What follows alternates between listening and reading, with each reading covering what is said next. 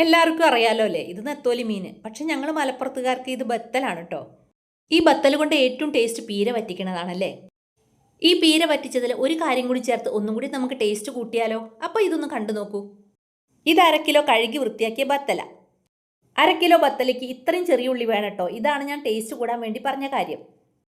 ഇനി അരപ്പിന് വേണ്ടിയിട്ട് കുറച്ച് തേങ്ങ, ഒരു കഷ്ണം ഇഞ്ചി, പച്ചമുളക്, ചെറിയ ഉള്ളി ഇതെല്ലാം കൂടി എടുത്തു വെക്കാം. ഇനി മീനിക്ക് കുറച്ച് പുളിവെള്ളം ഇതുപോലെ ഒഴിച്ചു കൊടുക്കുക. പുളി ഒന്നും മുന്തി നിൽക്കണേ. ഇനി കുറച്ച് മഞ്ഞൾപ്പൊടി, കുറച്ച് മുളക് പൊടി, ആവശ്യത്തിന് ഉപ്പ് ഇതെല്ലാം കൂടി ഇട്ടിട്ട് ഒന്ന് നന്നായിട്ട് ഇളക്കി മിക്സ് ചെയ്ത് കൊടുക്കാം. ഇനി ഇതാ നമ്മൾ എടുത്തു വെച്ച ഈ കാര്യങ്ങളൊക്കെ കൂടി മിക്സിയിൽ ഒന്ന് അങ്ങോട്ട് ചതച്ചിട്ട് അതും കൂടി ഇതിലേക്ക് അങ്ങോട്ട് ഇട്ട് കൊടുക്കാം. ഗ്യാസിൽ വെക്കുക. ഇതുപോലെ ഒന്ന് അടച്ചു വെച്ച് പതുക്കെ ഇളക്കി കൊടുത്തിട്ട് വേവിച്ചെടുക്കാം. ഒരു 5 മിനിറ്റൊക്കെ അടച്ചു വെച്ച് ഇളക്കിയിട്ട് കൊടുത്താൽ തന്നെ വെന്ത് കിട്ടുവേ.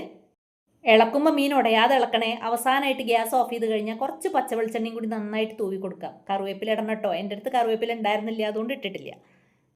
സാധാരണ വ്യത്യസ്തമായിട്ട് ഈ പീര പറ്റിച്ചത് എല്ലാവരും ഒന്ന് ഉണ്ടാക്കി നോക്കൂ. കൂടെ തന്നെ ചില്ലി ഫ്ലേക്സിന് സബ്സ്ക്രൈബും ലൈക്കും ഷെയറും കമൻറ്റും ചെയ്യാൻ കൂടി മറക്കരുതേ. അപ്പോൾ അടുത്തൊരു വീഡിയോയിൽ കാണുന്നത് വരെ എല്ലാവർക്കും ഗുഡ് ബൈ.